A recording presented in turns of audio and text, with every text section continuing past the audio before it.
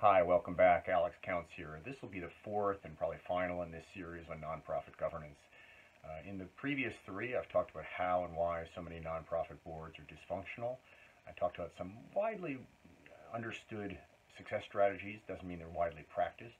And then I talked about some of the more non-intuitive, unconventional approaches that I've used successfully. This fourth one, I'm just going to talk about some additional success strategies that I've used and found useful.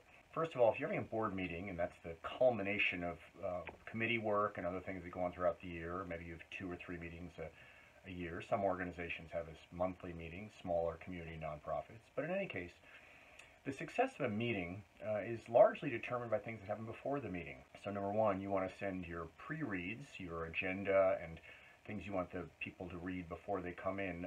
You want to send it out fairly good amount in advance. If it's not much, just give them a couple of weekdays and a couple of weekend days to read it. If it's a lot, you might want to give them a week or 10 days to review it. Make sure it's not more than they want or less than they want. Try to kind of gauge their capacity to absorb information. Don't send them multiple email attachments if you can avoid it. Send it all in one so they can just download it, print it, and review it at their convenience. So it's really annoying if you get 15 different email attachments, have to go through all of them if you're a board member. Secondly, see if you can, if it's an in-person meeting, particularly an all-day meeting, see if you can have a dinner the night before, some sort of social thing where they can start to get oriented back into the issues of the organization, the relationships they have. Otherwise, they might bring frustrations and modes of operating from their business or their family that wouldn't be necessarily that appropriate for a board meeting. So get them just to get back in a relationship. If you get into a full dinner where you might have, some recognition of board members who've done great things, you might have your chairperson speak, the CEO speak, but keep it light, keep it fun, and it's just about getting people back into the mode of thinking about the mission and the relationships and what it's all about, disconnect them from the other parts of their life which may have been dominating them recently. Third, you want to have one-on-ones with board members who have special concerns, excitements, disappointments, opinions about things to be discussed, so that they have a chance to let you know them up front. They may still raise them in the meeting, but at least you've had a chance to give them a chance to talk to you about it. So you do those 3 things, do a kind of a orientation of some kind, a kind of a ice-breaking thing. You do a good pre-read, send out enough in advance, and some one-on-ones. You'll be well set up for success.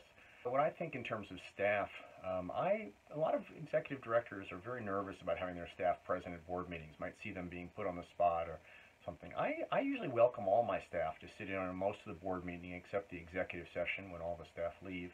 Let them observe. Don't make the board a mysterious thing for them.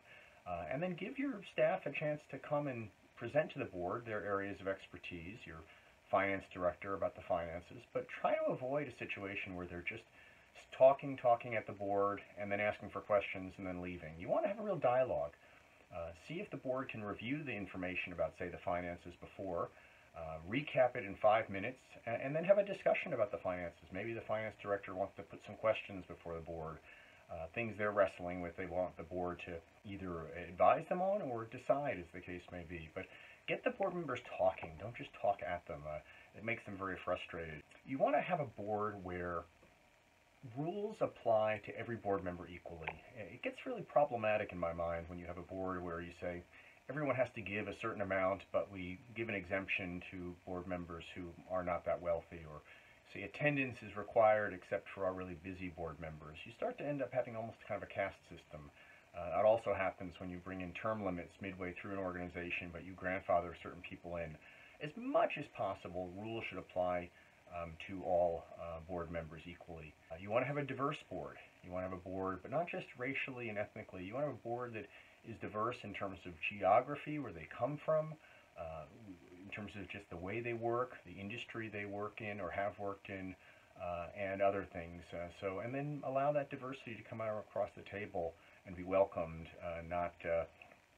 people not feel they have to conform to something. And just in general, I think that the final thought here is what I've been making across all these videos is you want to have each board member to come have every contact with the organization, especially a board meeting, to walk away feeling useful, feeling appreciated, and feeling understood.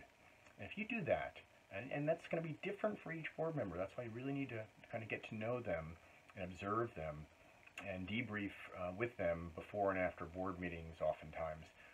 You set them up and you'll be amazed how much they will do for your organization, how much they'll put themselves out and really enjoy doing so in a way that will inspire their friends, their associates, their family members to join also. So good luck applying these. Let me know how it goes. And if you have better ideas, just send them over to me and I'll try them out myself.